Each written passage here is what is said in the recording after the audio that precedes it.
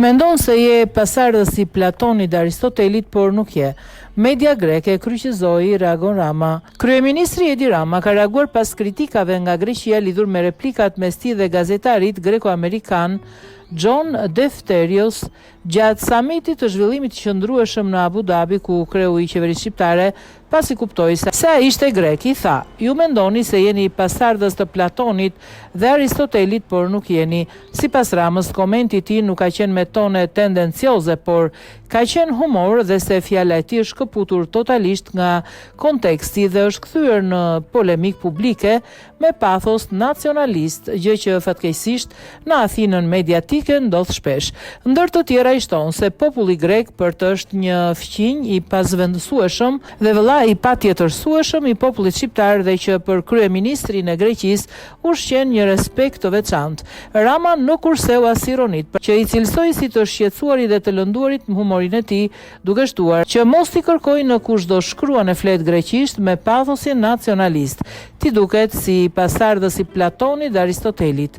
Jam i mahnitur, tha Rama, nga reagimi i disa mediave në Athinë e i ndonjë politikani të lodhur grek lidhur me tonet e mia as pak tendencioze, po me humor miqësor, gjatë bashkëbisedimit me gazetarin e nderuar John Defterios në panelin organizuar gjatë samitit të zhvillimit të qëndrueshëm në Abu Dhabi. Është e pabesueshme që një fjali e thënë me humor të shkëputet totalisht nga konteksti dhe të kthehet në polemik publike me pathos nacionalist, gjë që fatkeqësisht në Athinën mediatike ndodh shpesh. Por i siguroi të gjithë të shqetësuarit dhe të lënduarit se nuk kam as më të voglin dyshim që Platoni dhe Aristoteli janë filozof grek dhe që Greqia e lashtë, shtrati qytetërimit evropian, që kultura greke meriton vetëm admirim, jo vetëm për filozofët e lashtësisë, por edhe për poetët, shkrimtarët, kinastët e muzikën që i ka dhënë njerëzimit, që Greqia është një vend për cilin unë ushqej ndjenjat më pozitive, që populli grek për mua është një fqinj i pasvendësueshëm, e vëllai patjetërsueshëm i popullit shqiptar dhe që për kryeministrin e Greqisë ushqej një respekt të veçantë. U kuptuam, shpresoj që po.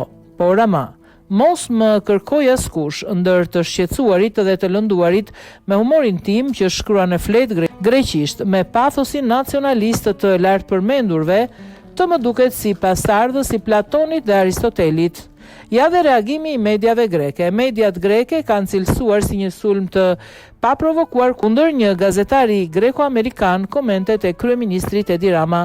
Prototema shkruan se incidenti fillon kur John Defterios, moderatori greko-amerikan dhe gazetar i CNN-it me përvojë të gjatë, shqiptoi gabim emrat e Edi Ramës dhe kryeministrit malazez Milojko Spajic gjatë prezantimit të tyre.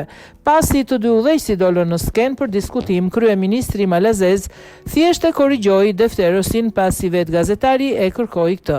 Menjëherë pas kësaj, edhe Edi Rama e korrigjoi atë, por u shfaq dukshëm i mërzitur, duke ja hedhur fajin gazetarit për shqiptimet e gabuara greke, thuhet në artikull më vonë. Gjatë intervistimeve në Energji në Shqipëri, Rama tha: "Leta falenderoj mentorin ton Sultan Al Jaber, ministri i energjisë i Emirateve të Bashkuara Arabe, dhe pyeti Defterosin nëse njihte.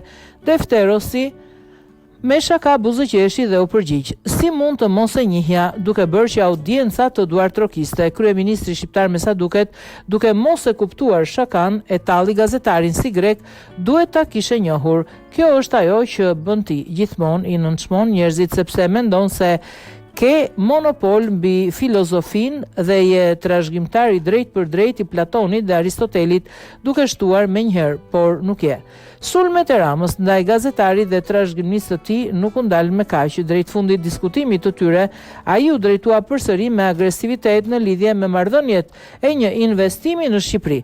Kur gazetari përmendi 1 miliard, Rama e korrigjoi 2 herë duke thënë se kur flet për paratë të tjerëve zbrit 3-0. Kjo është ajo që bën, kjo është arsyeja pse e bëi atë do kaq shumë.